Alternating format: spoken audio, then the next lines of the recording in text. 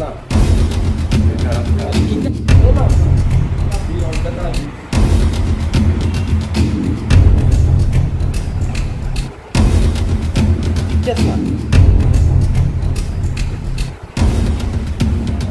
বিতর্কতাতে তার বাড়িতে কিছু ড্রাগস অবৈধভাবে মজুত করে রাখা ছিল। এই খবরের ভিত্তিতে আমাদের একটা টিম, ইন্সপেক্টর গোপাল শুক্ল দাস, ইন্সপেক্টর এলদালম রঞ্জিত দাসের নেতৃত্বে এটা রেড করানো হয়। রেড করার পর তার ঘর থেকে একটা পাউচ ব্রাউন সুগার আমরা উদ্ধার করি, যার ওয়েট 8 গ্রাম, এবং তাকে আমরা অ্যারেস্ট করে নিয়ে আসি। এর বিরুদ্ধে আমরা স্পেসিফিক একটা এনডিপিএস একটা মামলা নিয়েছি।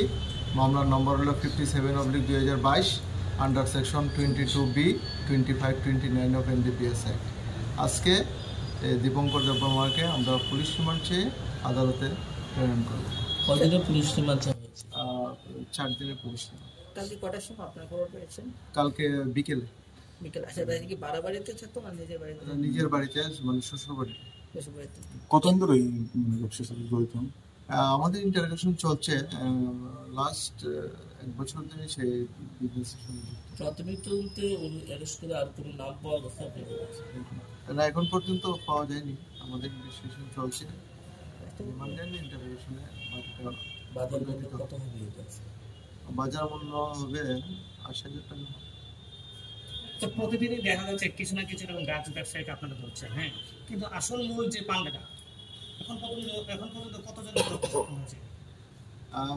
আমরা লাস্ট 4-5টা কেস আমরা এনডিপিএস কেস করেছি।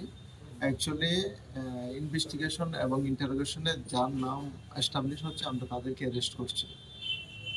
যেখান থেকে তারা আনছে বা মূল যে পান্ডাগুলো, সেটার দিকে আপনারা এগোতে পারছেন না?